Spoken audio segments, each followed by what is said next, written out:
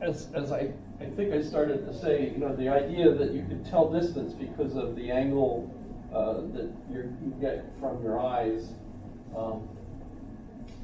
is actually something he says we get from experience. You learn that from experience. So you really, if you were just looking at something, you wouldn't understand it as just colors, different hues of colors and so on, the pixels, if you want to call it that we see. But what enables us to know distances and objects and things are not what we see, but instead the ideas we have that already explain to us what it is we're seeing. Does that make sense? You have to know what you're looking at basically in order to recognize it. There's a book by Eric Kandel, is it?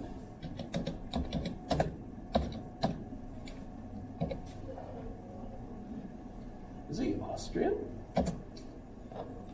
Yeah, I guess so. That's him. So, as far as I know, he's still alive. Yes? Does it say so? Where does it say? Anybody see? Age 93. So he's still alive, right? But he won the Nobel Prize for studying mice brains. Pulling them apart and figuring out how they work and stuff. Sorry for the hair that just floated over there. I'm covered in dog hair today because apparently my St. Bernard's getting her winter coat. So, where's the book that he...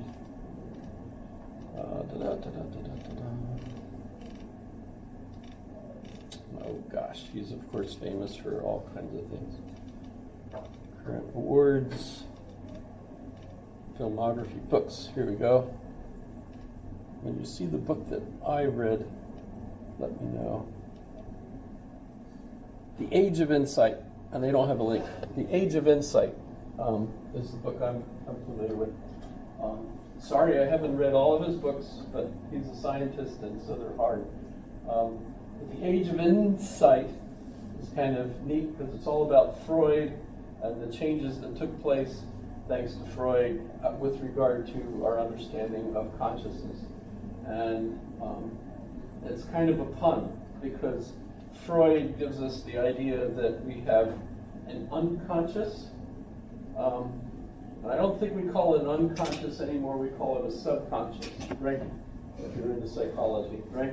But Freud called it an unconscious, but the main thing was you think you're in total control of yourself, and guess what? Thanks to Freud's studies, we basically agree, not completely, of course, with Freud's insights, but we do agree that we're not in total control of ourselves. There's all kinds of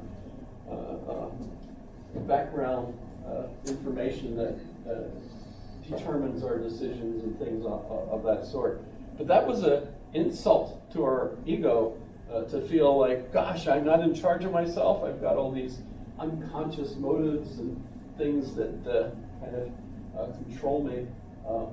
And that was an I'm coming to understand stuff about what makes me tick through his work. And so it's an insight. So it's an age of insight. So it's a pun, but it's interesting, I think. But what I did get from the book regarding the nature of sight, and he did a lot of studies on that, is that when the eye is looking at things, we're not actually seeing everything that's out there. Our eyes are very efficient. And so what they do is they basically only look for the things that have changed from moment to moment. So we're only noticing things that move, like, it's not Sarah, it's Sharon. Sharon just moved her arms, right? That was the one thing I noticed because everyone else stayed exactly where they were, right? So theoretically, what our eyes are picking up is the changes that take place, and everything else is kind of memorized from moment to moment. So you're not using a whole lot of energy in order to see what you're seeing. And we have a computer in our eyes that basically tells us what we ought to be looking at, what we should pay attention to. So like if you're walking along the beach at Barcelona, no, let's not use that one. Could have been funny, nobody laughed. You didn't even laugh. Nor did you even ask me, no, what do you mean? No, you usually would make me do it, and then I have to explain it. And so I cover it even though I'm acting like I, wasn't ready to. I mean, if you want a question, I can ask you a question. That's okay. You get the idea. You're looking for specific things that you have been trained, your eye has been trained to look for from your culture, right? The way you were raised. The things you're supposed to pay attention to. Those are the things that you watch, right? And you ignore other things, and that plays into a whole lot of studies on psychology and what. It also applies to smell as well.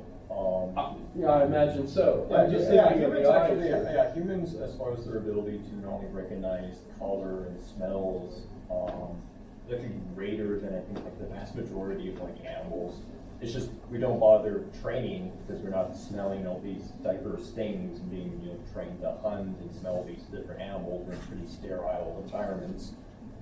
That part. Anyway, I think this applies to reading too. So that the more you read, the more your mind is ready to perceive differences in the text. Like when people send me their essays, I've had so many essays on the same questions over the last 100 years or so, however long I've been here.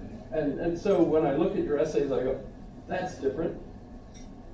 That's different, right? In other words, my energy is saved in not having to read every single word because I'm familiar with what words would go with this question and whether you have them or not. It's kind of just a neat thing that I can do that. But if I'm reading in German, it's a little harder for me because my German isn't that good. So it takes me longer to read in German or French. And I just recently discovered Spanish is even harder because I never studied Spanish. So of course, it's a little bit more difficult. I have to puzzle it out. I'm like, what? But then you can figure it out and then you move on. So what's neat about this and what I'm trying to suggest is that Berkeley is already on there. So if you try reading through his theory of vision, the new theory of vision, he's arguing for a lot of our contemporary points of view with regard to vision. Didn't go over very well at the time because it was so contrary to what a lot of people thought that he was arguing with. And distance, it points out that we don't actually see distance because we're just seeing shades of color, etc. You think about it and you realize, oh my goodness, that's pretty interesting. But the three dialogues, which you could do the same thing. Look at the Helos and Philonos. Helos means matter, and Philonos means love of mind. Helos is the word for matter, physical matter, like Berkeley. I'm sorry, like John Locke, right? John Locke's theory of atoms, hard little things, well, how can we see, hear, taste, touch any of these hard little things? Because they don't work with our minds. Our minds are a different kind of thing. It's a spirit, right? And by the way, remember my argument with Leibniz and Berkeley, because they're both together, although I remember reading letters between them, and I know Berkeley influenced Leibniz's theory of calculus as he came up with some solutions to different parts of the problem that worked and that Leibniz incorporated in his work.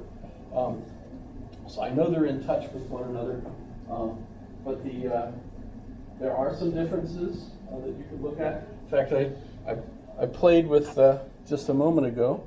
I played with this. This is ChatGPT's response to my question, as you can see. Now, word of caution, ChatGPT lies to you. Every once in a while they're just totally wrong about stuff. And it might be that if you lead ChatGPT on with a question as if, you know, what influence did Berkeley have on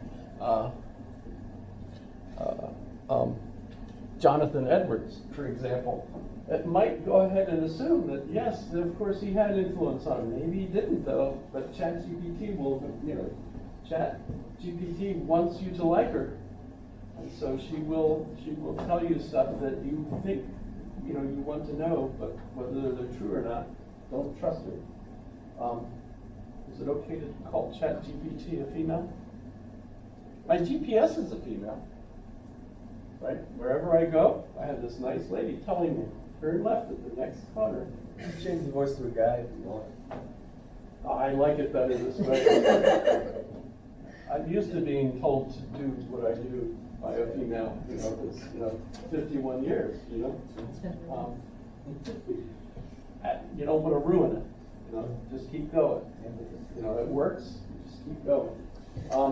So what did George and Gottfried have in common? Well, some key differences are there, but there are also a few things they have in common. They're both idealists. And so here's the thing. When you study idealism, we usually think of it in the terms that Plato gave it to us. You know, the ideas exist, and matter is just totally corrupted and changing, so it's not like it's really, you know, real. You know, instead, only the ideas are real.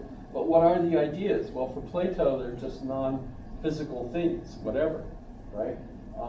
Remember, Aristotle kind of destroys that and says, no, everything that exists has to be substance. Aquinas brings some of that back by giving us spiritual substance, right? Well, today I would argue that when we're talking about energy, we're talking about what they used to be referring to as substance, or spiritual substance. In a way, of course, it's much more, well, scientific. We actually can find the energy and study it, right?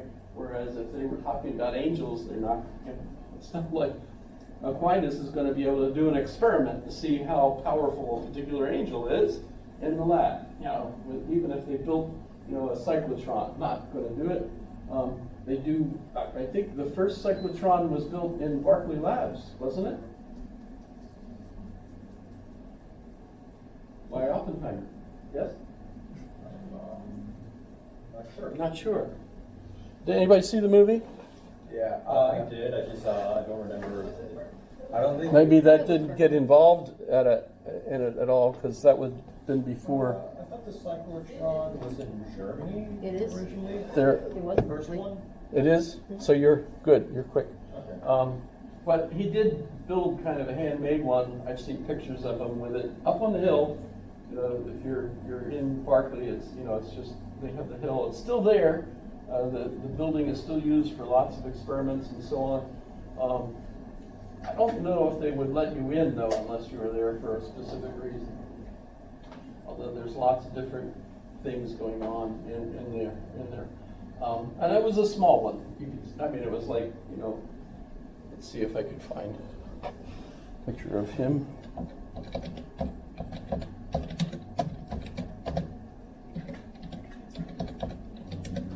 Did that do it?